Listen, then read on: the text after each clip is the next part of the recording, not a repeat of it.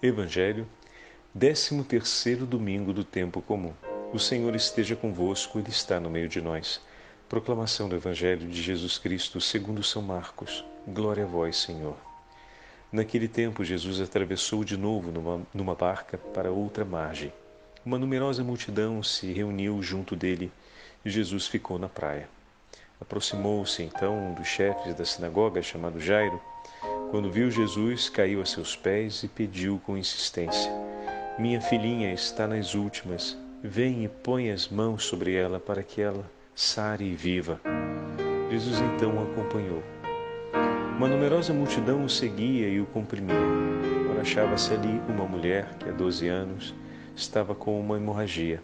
Tinha sofrido nas mãos de muitos médicos, gastou tudo o que possuía e, em vez de melhorar, piorava cada vez mais.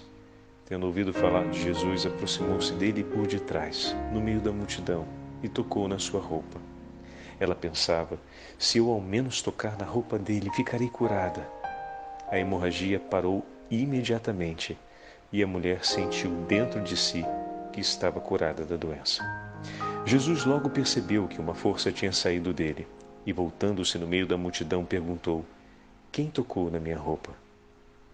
Os discípulos disseram: Estás vendo a multidão que te comprime e ainda perguntas quem me tocou?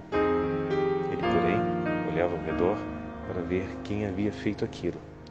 A mulher, cheia de medo e tremendo, percebendo o que lhe havia acontecido, veio e caiu aos pés de Jesus e contou-lhe toda a verdade. Ele lhe disse: Filha, a tua fé te curou. Vai em paz e fica curada dessa doença.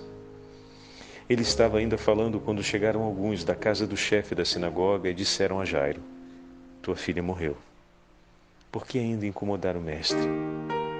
Jesus ouviu a notícia e disse ao chefe da sinagoga: Não tenhas medo, basta ter fé. E não deixou que ninguém o acompanhasse, a não ser Pedro, Tiago e seu irmão João. Quando chegaram à casa do chefe da sinagoga, Jesus viu a confusão e como estavam chorando e gritando. Então ele entrou e disse: Por que essa confusão e esse choro? A criança não morreu, mas está dormindo. Começaram então a caçoar dele. Mas ele mandou que todos saíssem, menos o pai e a mãe da menina, e os 3 discípulos que o acompanhavam.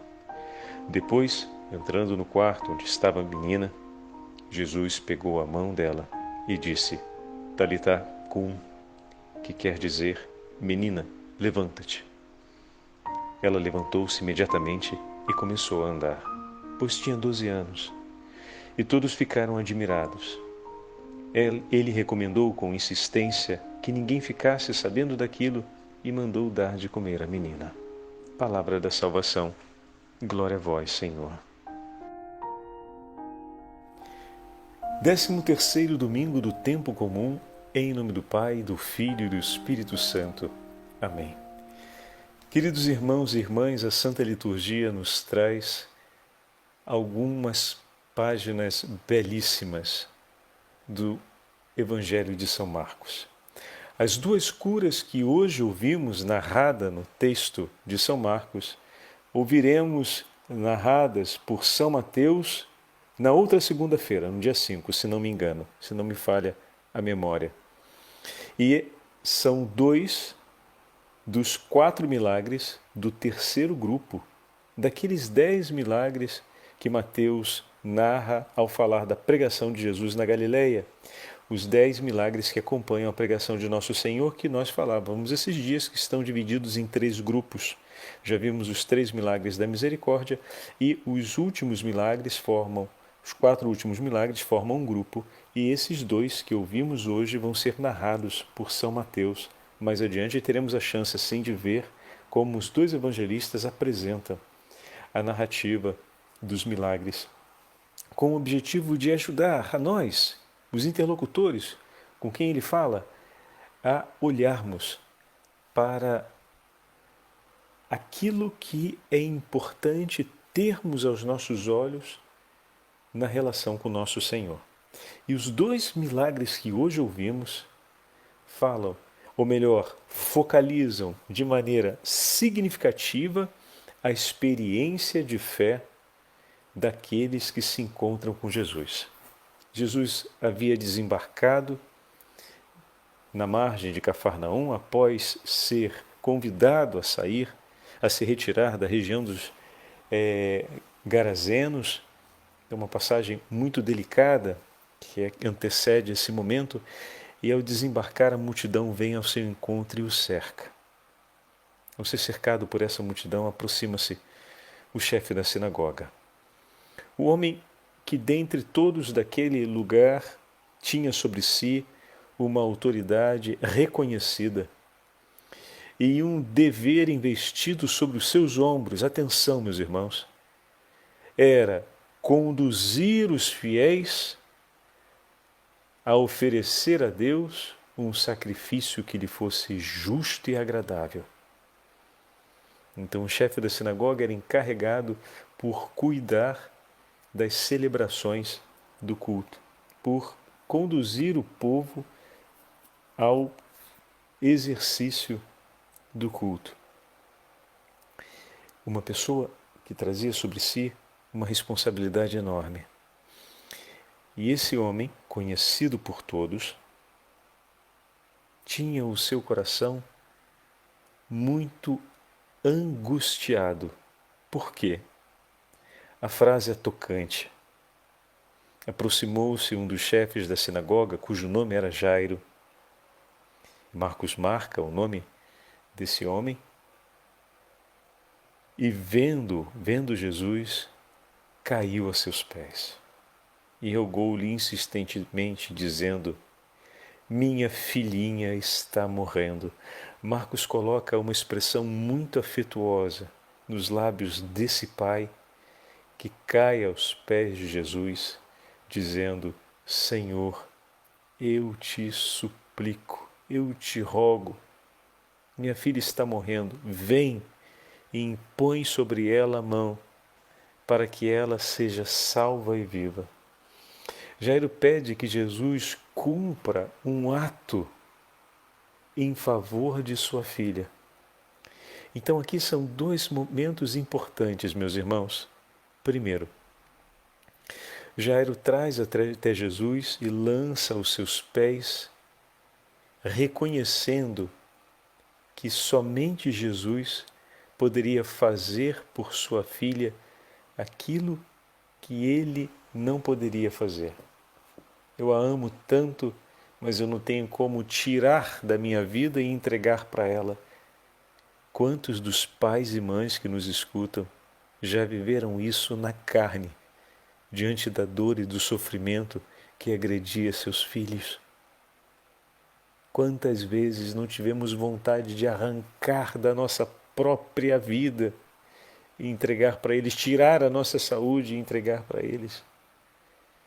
Mas não nos foi dada essa possibilidade. Mas nos foi entregue o Autor da vida, o Senhor que triunfa sobre a morte, o Senhor que conhece todos os corações. E meus irmãos, minhas irmãs, o Senhor que sabia que Lázaro vinha ao seu encontro e que o esperava chegar. E chegando aos seus pés e dividindo com ele a sua súplica, Jesus imediatamente se prontifica a seguir, a acompanhá-lo.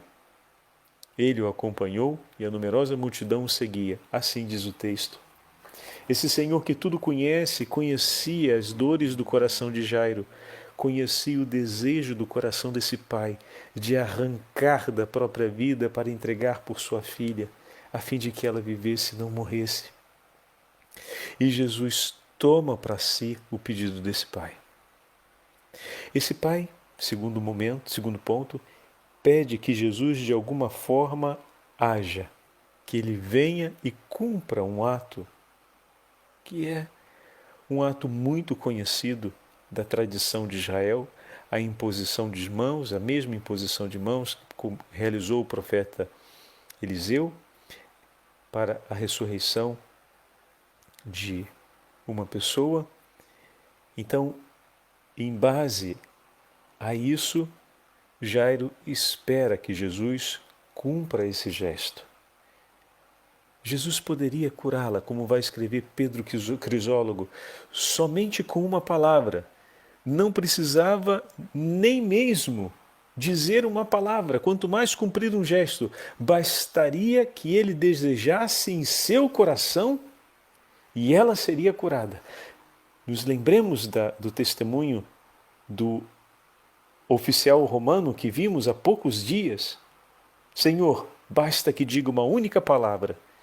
E Jesus não foi na casa dele, e Jesus não disse, digamos, uma palavra, eu curo o seu servo nesse momento, disse apenas vai. E ele foi, e o servo naquela mesma hora, diz o texto, ficou curado. Mas Jairo naquele momento não havia ainda alcançado essa compreensão. Ou seja, não havia uma fé forte e profunda o suficiente para crer nisso que estamos falando. A sua fé era forte o suficiente para permanecer nos sinais da tradição de Israel. Então, vem, Senhor, pois és um rabi, és um profeta, e cumpre a imposição de mãos sobre minha filha, e ela será salva. Jairo ia até ali, e Jesus acompanha Jairo, porque naquele momento era até onde Jairo conseguia ir. E Jesus vai até aonde a fé de Jairo chega. É importante para nós isso, hein? É importante para nós saber que o Senhor acompanha o movimento da nossa fé. Ele poderia dizer, Jairo, não preciso ir lá. Deixa eu seguir meu caminho, que eu tenho mais coisa para fazer. Me diz só uma coisa, vem cá, olha nos meus olhos, olha bem, hein? Olha bem, não se distrai não. Pessoal, faz silêncio aí, olha bem. Você acredita que eu posso curá-la daqui, sem sequer chegar perto da sua casa? Sim ou não? Jesus não fez isso.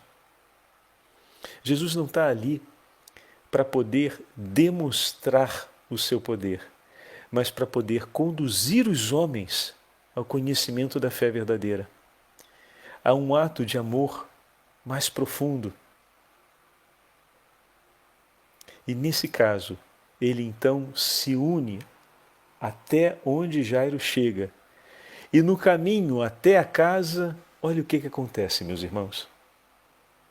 Eis que a súplica de Jairo, uma súplica importantíssima de um pai em profundo sofrimento por sua filha, que sai de casa para buscar ajuda.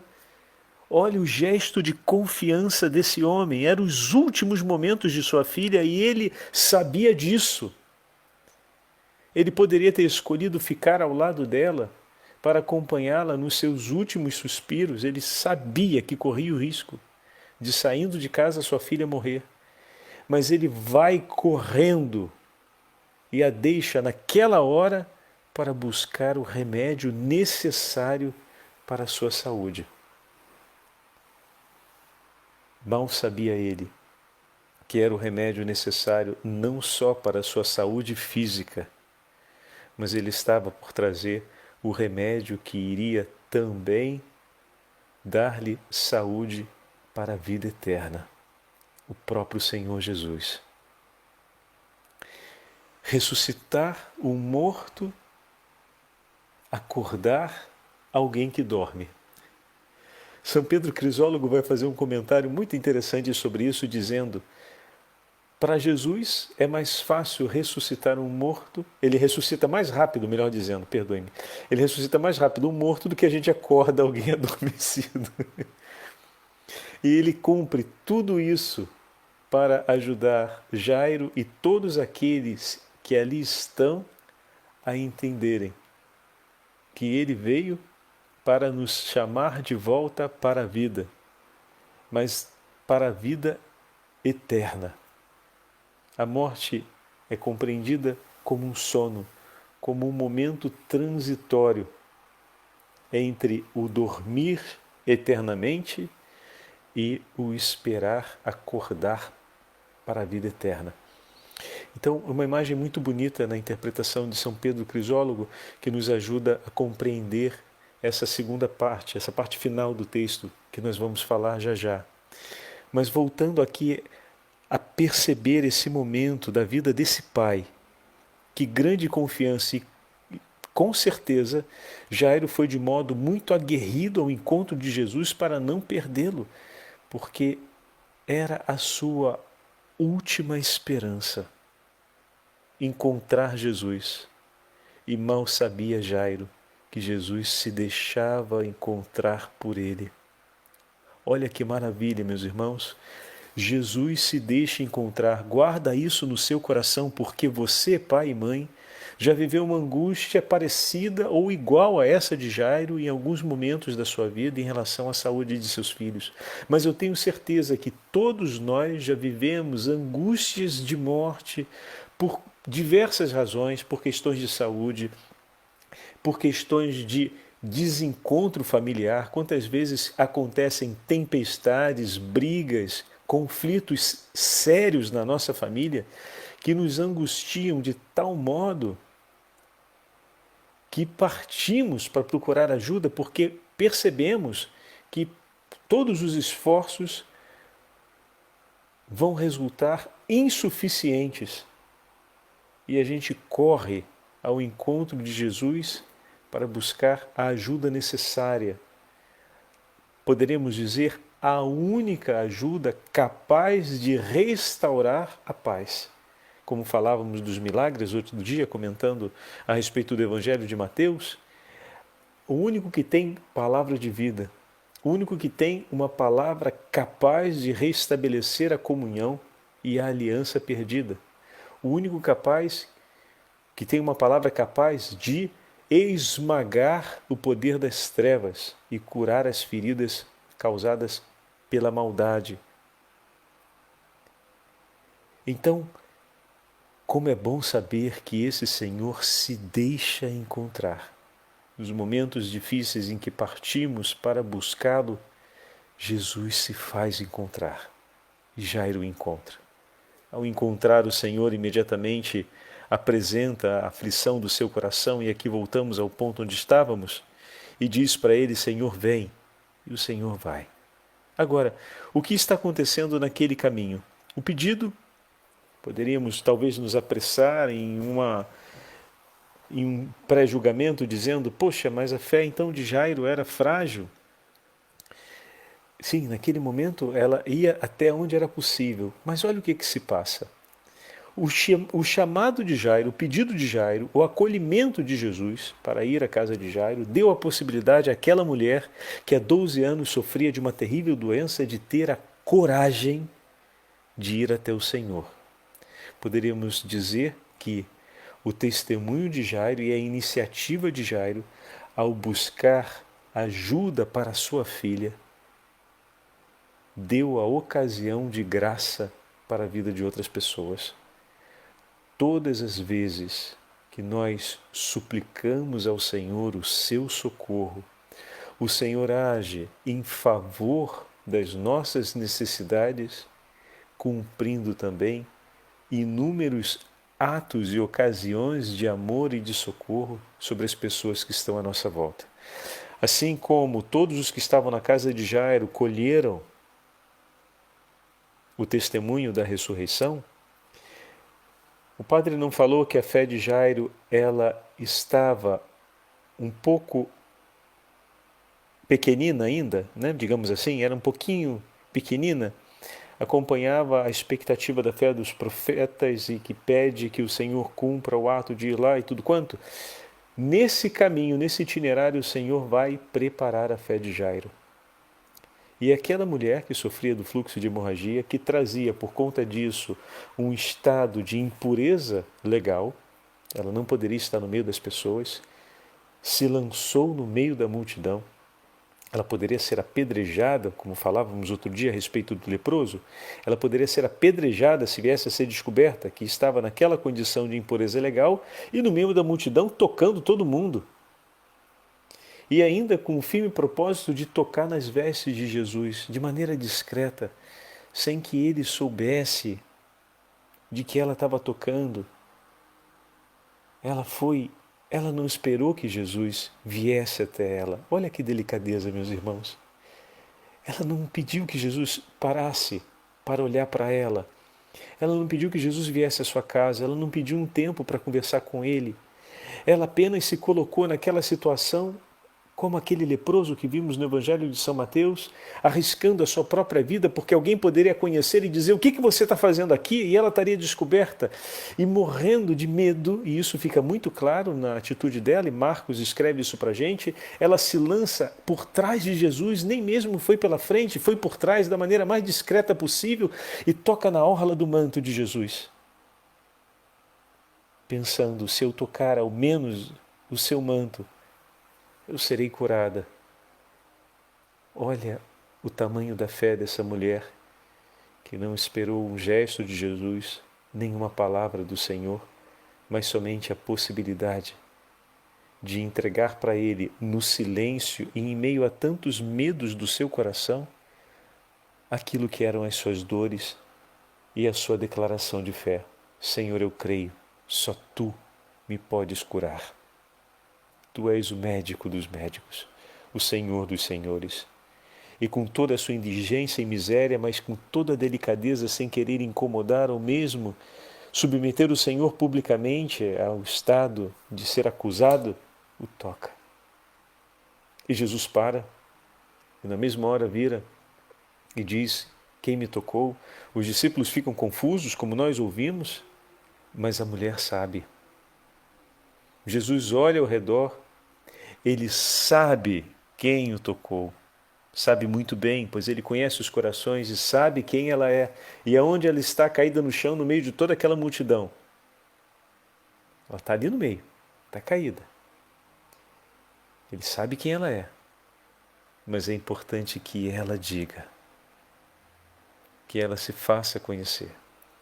Então a mulher amedrontada e trêmula, exatamente por isso que explicamos, sabendo o que lhe tinha sucedido, que ela ficou curada, foi e caiu aos pés de Jesus e cumpre aqui o mesmo gesto de Jairo e agora conta toda a verdade, ou seja, testemunha para Jairo a fé que ele deveria ter no coração.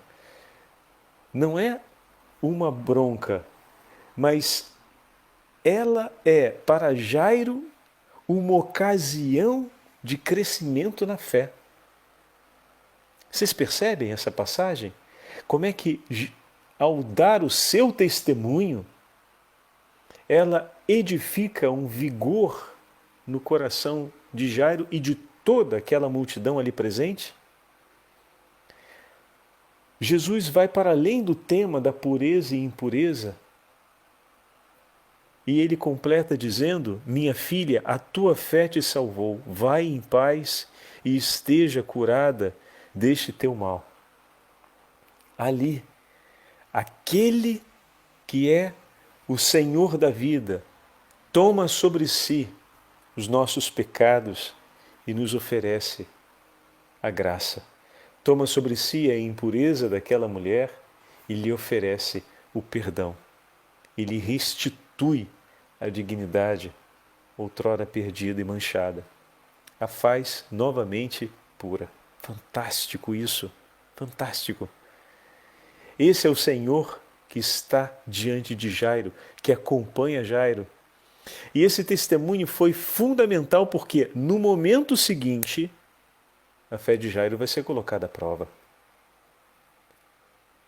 Ainda falava a mulher, ainda falava o Senhor a ela, quando chegaram alguns da casa do chefe da sinagoga, dizendo: tua filha morreu. Por que perturbas o mestre ainda? Quem é esse mestre, meus irmãos? É o mestre que Jairo acabou de testemunhar, que é aquele capaz de purificar o que é impuro, que tem sobre si a autoridade do próprio Deus. Por que importunar esse mestre? Porque esse é o Senhor da vida. A tentação vem para levar Jairo a desistir de acreditar no Senhor que está diante dele. Mas antes que a tentação chegasse, atenção a isso, o Senhor deu a ocasião a Jairo de recolher um testemunho para estar firme na hora da prova. Estão percebendo? E não para por aí. Olha que momento, porque o texto de hoje nos faz perceber como Deus cuida de mim e de você. Sabe? Vê, a provação está acontecendo. Ele foi buscar Jesus a tempo para que sua filha não morresse. Não conseguiu êxito. Atenção, encontrou Jesus, mas Jesus não está chegando antes da morte de sua filha. A sua fé, ela estava limitada a um possível agir a ser cumprido por Jesus antes da morte da menina. Ele testemunha o exemplo de uma pessoa que crê no Senhor, não no que ele possa, deva ou como deva fazer, mas que o Senhor tem o poder de realizar todas as coisas. Isso já é um passo a mais na experiência da fé de Jairo.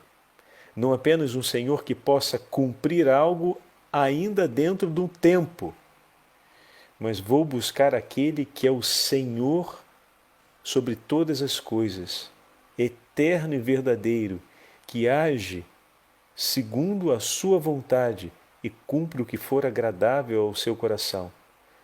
Ele é o Senhor de hoje, de ontem e de sempre, o Deus de Abraão, Isaque e Jacó.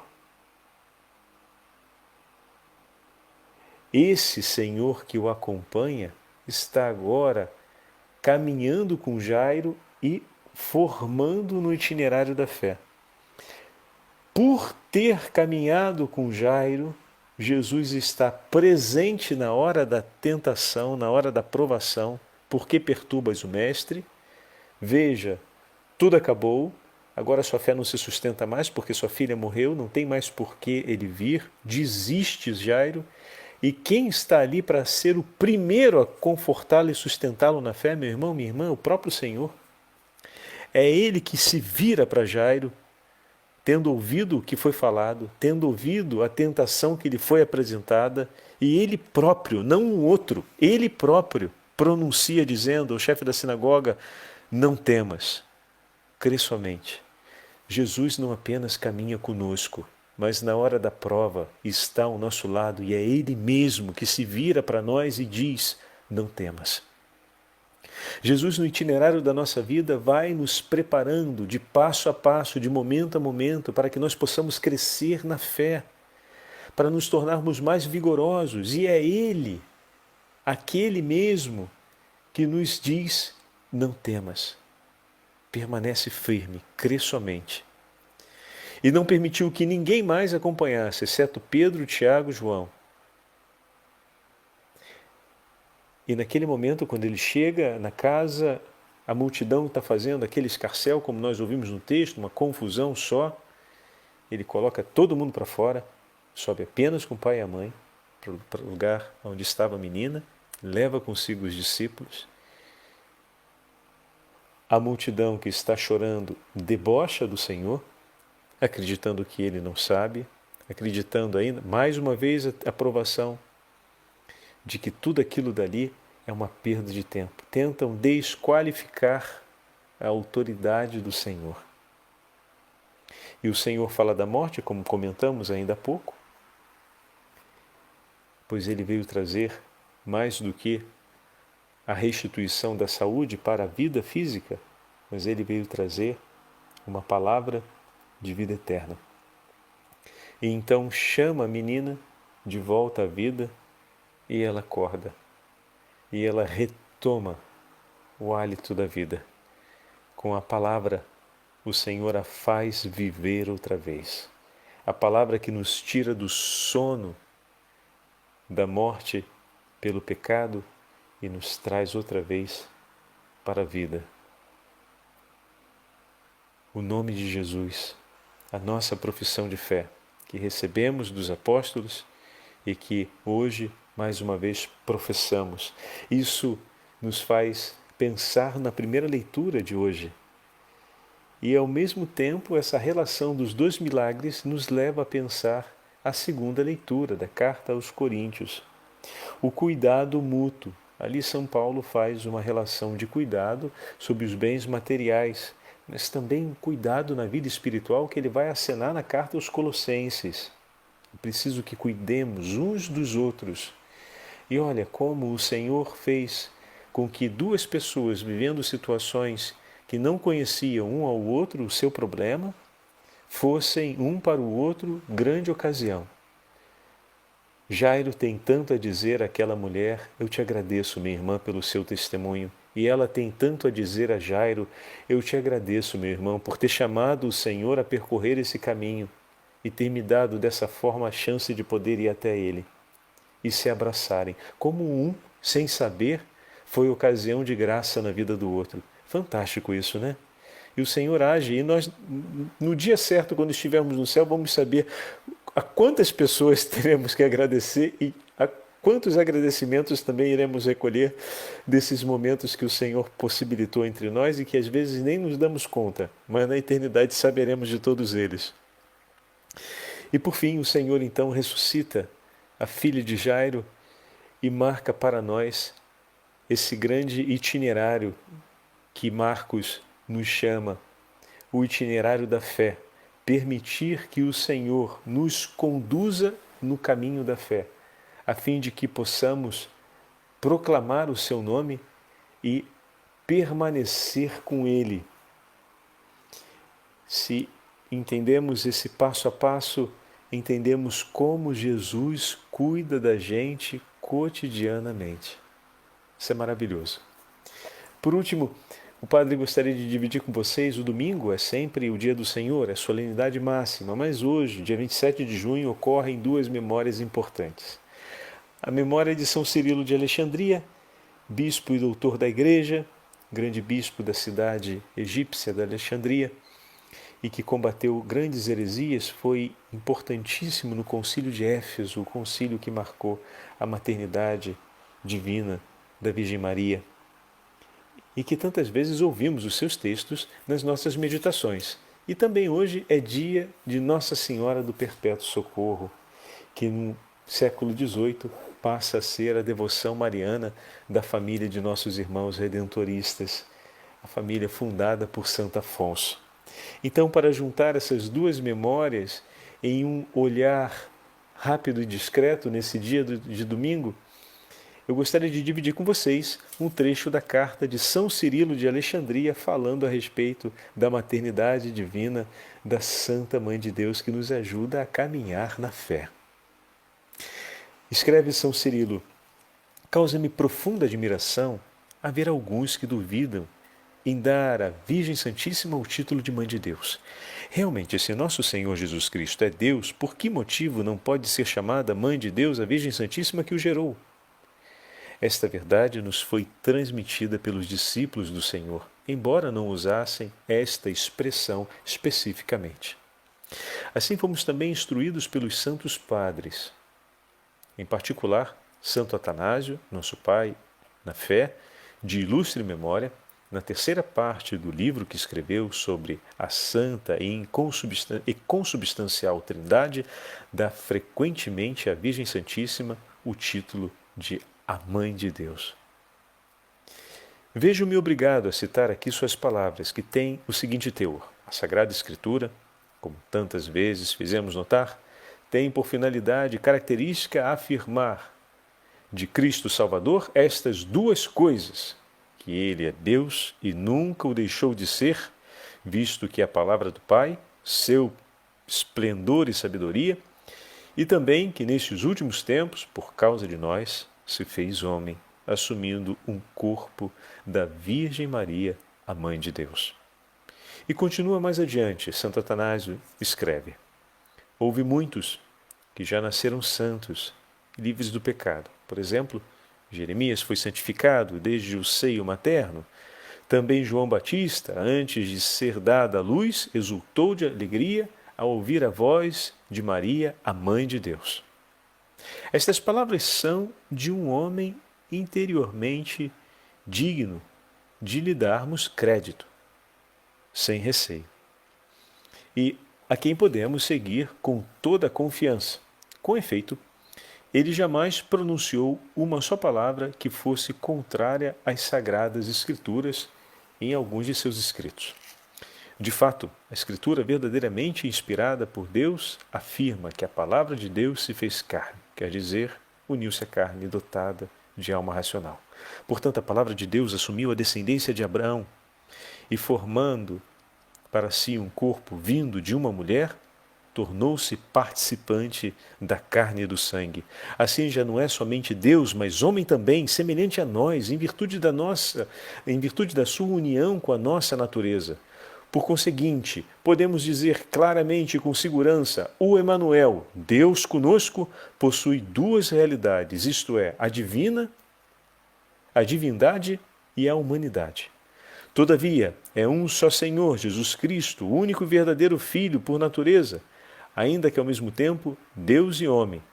Não é apenas um homem divinizado, igual àqueles que pela graça se tornam participantes da natureza divina, mas é verdadeiro Deus, que para nossa salvação se tornou visível em forma humana, conforme Paulo testemunha com as seguintes palavras: quando se completou o tempo previsto, Deus enviou seu Filho, nascido de uma mulher, nascido sujeito à lei, a fim de resgatar os que estavam sujeitos à lei e para que todos recebessem a filiação divina. E isso tudo lhe foi concedido por meio da Mãe de Deus. O Senhor esteja convosco, Ele está no meio de nós. Pela intercessão da Santíssima Mãe de Deus, de São Cirilo, de Alexandria, abençoe-vos o Deus Todo-Poderoso, Pai, Filho e Espírito Santo. Amém.